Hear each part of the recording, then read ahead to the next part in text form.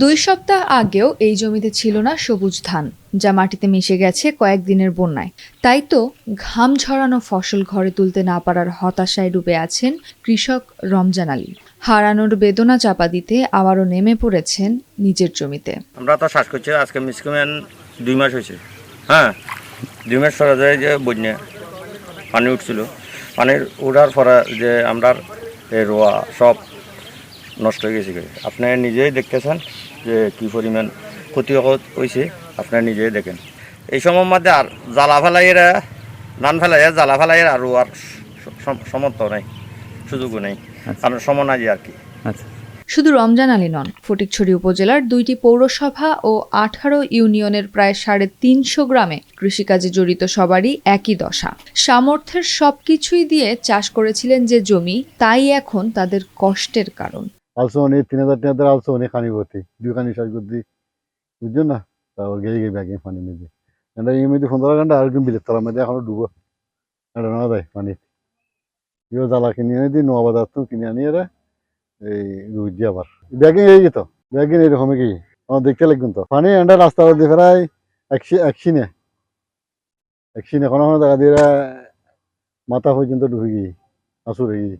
কেউ বহুদিনের জমানো টাকা বিনিয়োগ করেছিলেন জমিতে, আবার কেউ জমি চাষের জন্য নিয়েছিলেন ঋণ। নিজের অর্থ ফেরত পাওয়ার কোনো আশা না থাকলেও মাথার উপর এখন ঋণ পরিশোধের চাপ।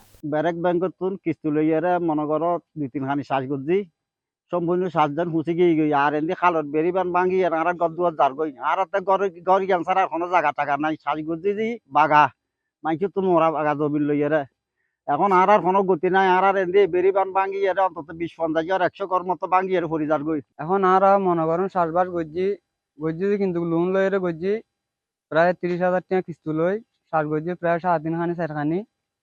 তো আর মতো আরো অনেক জনে গজ্জি যাক ব্যাকুনো গজ্জি বেয়ানো চাষবাস ব্যাংক এই গই। এখন আর কি করে চললাম, কি করে কিস্তি সুদ গজ্জুম, ইনম বহুত বড় টেনশন পড়ে গই। বন্যা কবলিত এলাকার কৃষকদের দুর্দশা বিবেচনায় এই মুহূর্তে ঋণের কিস্তি আদায়ে নিষেধাজ্ঞা দিয়েছিল অন্তর্বর্তীকালীন সরকার। তবে দেশের প্রত্যন্ত অঞ্চলে তা কতটা অনুসরণ করা হচ্ছে তা নিয়ে রয়েছে সংশয়। কিস্তি কেন পরিশোধ করছুম, এখন কিস্তি ওলা আইয়ারে আইজো সামনে এখন সামনে আর কিস্তি জম করি আগামী মাসের 10 তারিখ আয় বলে কই। এখন আর কিস্তির কতুন দিয়ে চাষবাস বিয়ান গিয়ে আর তো অনেক কিছু ধৈর্য খাসি নাই। সাম্য দিতে লইব চাপ দিব, তখন চাপ দিব যে এখন আর কি করে দিম। আর তো গদ দুয়ার গেই গই চাষবাস তো গেই এখন ইনকামও নাই, কোনো ইনকামও নাই। মানে সজা কোনো খাসা মানে বাড়ি করে এখন কোনো খাসামে করি না পারি। তো টিয়া সুদ গরমের মতো আর তো কোনো ক্যাপাসিটি নেই। ফটিকছড়ি কৃষি অফিস সূত্রে জানা গেছে, সাম্প্রতিক বন্যায় উপজেলার প্রায় 22,000 হেক্টর আবাদি জমি তলিয়ে গেছে, যার আর্থিক ক্ষতির পরিমাণ অন্তত 120 কোটি টাকা। আমাদের অলমোস্ট 23,000 হেক্টর আমন, 2.5 হেক্টর আউশ, 4,000 শীতকালীন শরৎকালীন সবজি এবং 4,000 গ্রীষ্মকালীন সবজি ছিল। অলমোস্ট 32,000 হেক্টর জমি ছিল। ফটিকছড়ি আয়তনের অর্ধেক জমি চাষাবাদের আওতায় ছিল। এই জমিগুলোর মধ্যে অলমোস্ট আমাদের এই প্রায় 22,000 হেক্টর জমি সাবমার্জ ছিল, পানির নিচে ডুবন্ত ছিল। ফটিকছড়িতে কেন এই ধরনের ক্ষতি হয় না? কারণ সাধারণত একটা জমি ডুবে থাকে, পানি চলে যায়, সেটা 30-40-50% নষ্ট হয়। কিন্তু আমাদের যেগুলো ডুবেছিল তার ম্যাক্সিমাম গুলো একদম শেষ, জিরো।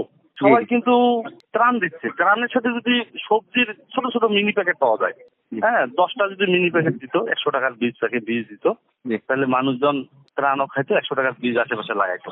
শুধু আবাদি জমি নয়, সাম্প্রতিক বন্যায় ভেঙে গেছে বসতবাড়ি।